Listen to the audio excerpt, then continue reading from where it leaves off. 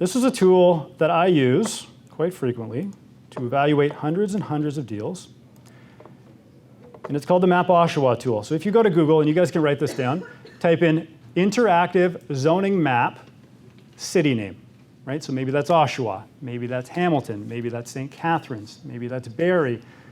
Almost every major city that is pro-development has one of these tools available to them, okay?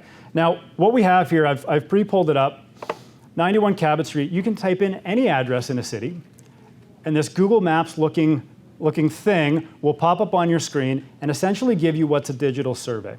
Now, on this digital survey, you can pull up all kinds of different stuff,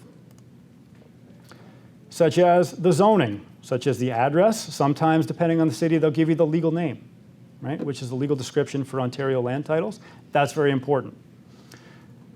In the Oshawa one, it also highlights the boundary box in around the house, so you know how big the lot is, right? The depth, the frontage. For anybody converting to 2 units, very, very important because you need a certain amount of parking.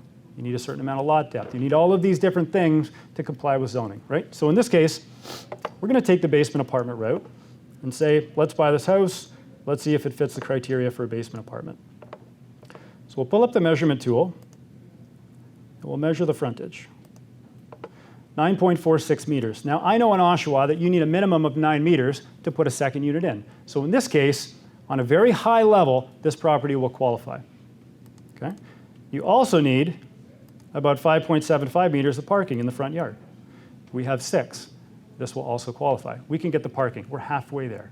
Okay? Now, to skip ahead, when we get to the napkin number formula, which is what we're going to do next, we want to find out loosely what the construction budget is. Because again, we could look at hundreds and hundreds of these properties, right? But we can't actually physically go see them. So we have to figure out, A, does it meet the zoning that we want? B, is this something that we can afford to purchase? And C, what's our construction cost going to be for the back-end product? Okay? So one really good way for you basement apartment investors out there to figure out what it's going to cost to put a basement apartment into a house is we can do it by square footage. So because we're a semi, this is how we do it. You figure out the square footage for the entire building. In this case, we're 2,392 square feet. You pull up the calculator, 2,392. You multiply that by 90%. This is going to take off the eaves troughs, the soffits, the exterior walls, things like this. We want to get to what the interior living space square footage will be.